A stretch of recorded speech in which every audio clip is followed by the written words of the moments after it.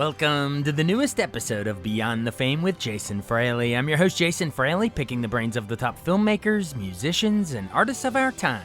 Ted Lasso is entering its hilariously heartfelt home stretch with just 5 episodes to go on Apple TV+. I spoke to Cristo Fernandez and Cola Bocchini about their respective roles as Danny Rojas and Isaac McAdoo to see if AFC Richmond can turn this final season around. Cristo and Cola, hey, thanks so much for joining us on WTOP. Hey, how you doing?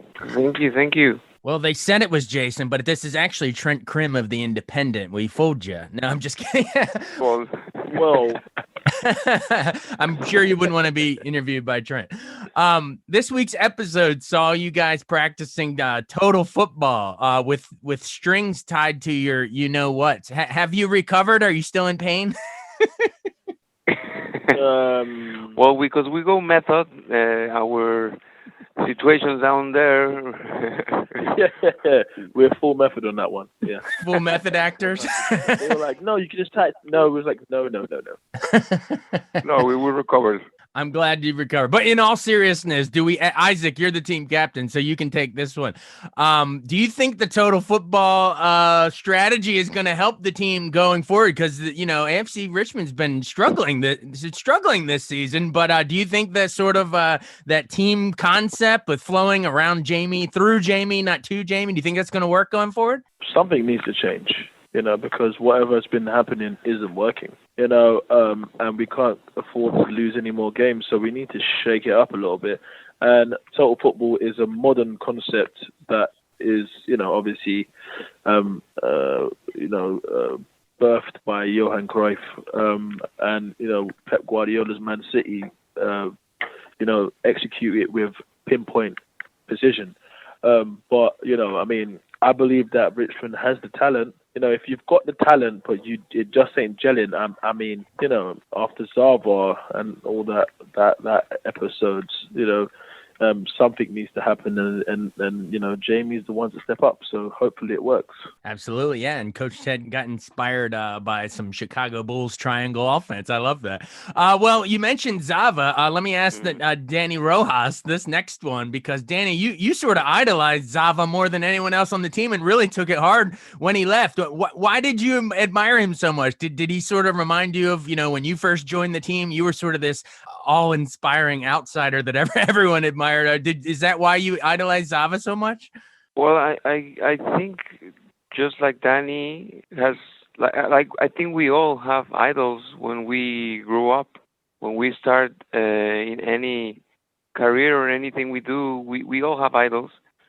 So I guess for Danny Rojas, growing up and admiring people, he had posters of Zava as the amazing soccer football player legend that he is. Just like me as Cristo Fernandez, I have idols. I admire Guillermo del Toro. I admire Jim Carrey, Benicio del Toro, Eugenio Derbez. Many actors and filmmakers I admire. So I admire my amigo Cola Bocchini a lot.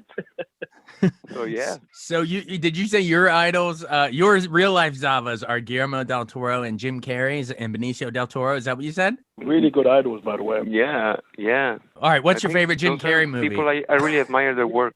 Sorry, my favorite Jim Carrey movie. Oh my God, I think I have to mention Liar and Liar. They put it all the time, and I just laugh and laugh and laugh. That's a really good one. The pen is blue, royal blue. My favorite line is the guy comes in the bathroom, sees him punching himself. Remember? And he goes, "I'm kicking my ass." That's a great scene.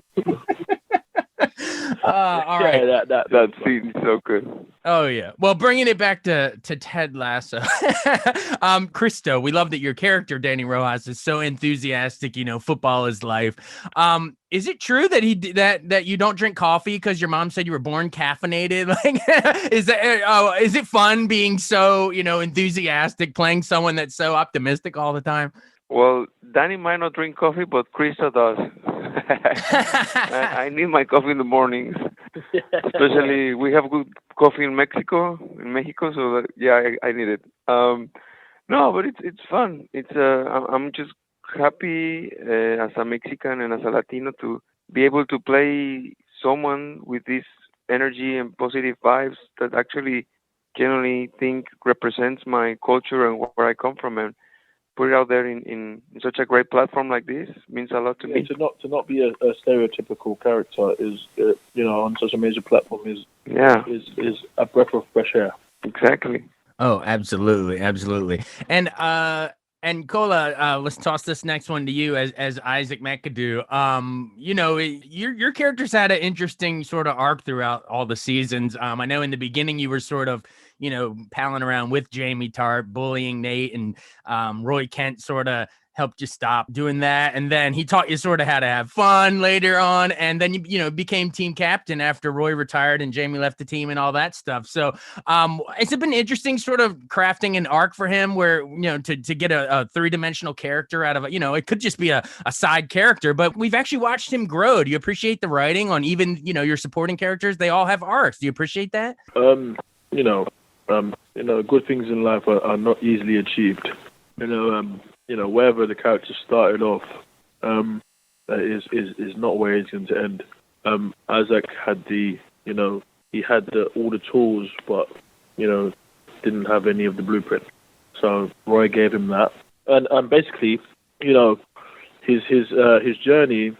He's a complicated character, in the fact that he doesn't talk much. He's a man of few words, but almost speaks with his body and his actions. Which is probably the best people, to be honest, because in this world we are full of people that talk a lot. I am one of them. And Isaac is a man of his actions, and he's learned who he really is. And I think the bullying of Nate was just a representation of where he was in his life, of being insecure and having self-esteem issues. And for someone as him, to be following Jamie was just a testament to that he was he is this alpha male that is following someone else, that it just didn't click right, and it took a whole load of dose of Ted Lasso, some Roy Kent, and some really lovely teammates to make him realize it. Oh, absolutely, absolutely. And you're also the team barber, so that's an extra little cool thing. But hey, I know we're short on time. So you mentioned Nate the Great, the Wonder Kid, or Wonder Kid as he hates being called. But are we no spoilers, but it seems like we're this last season's building to a collision course with Nate's team and AFC Richmond. Like, is it important that we see Nate, sort of get his comeuppance here? Like, he's sort of been so unlikable, although recent episodes with his dating, he's been a little more likable, but I don't know. Do you think that? Is that where we're sort of headed here for a showdown with Nate? We'll have to wait and see as well. No. If that's the way people are thinking, then they haven't learned anything over the last 2 seasons. That's not the Ted Lasso way. For people to get their comeuppance, you don't have. It's not an eye for an eye. An eye for an eye makes the whole world blind. You know what I'm saying? So it's like, basically, I like that phrase. It has everything that comes full circle, because everyone believes in karma, because karma is a real thing, energy is a real thing. But doesn't mean that people can learn lessons in so many different ways, rather than I'm going to stab you in the back because you scratched me. I'm going to shoot you because you stabbed me, and then we won't be here. So that's not Ted Lasso way. So it's going to be a different way, but it's going to be interesting. Oh, wow. That's a really good teaser. That's a good teaser. Thank you so much, both of you, for joining us. Yeah, thank you. And looking forward to hearing your reactions for the rest of the season. Oh, I'm excited. Give us another Lasso special between the two of you guys, all right? I hope so, too. All right. See ya. Thank you. Thanks so much for listening to Beyond the Fame with Jason Fraley. Our theme music is Scott Buckley's Clarion. Remember to give us a 5-star rating if you like what you hear. We'll see you next time.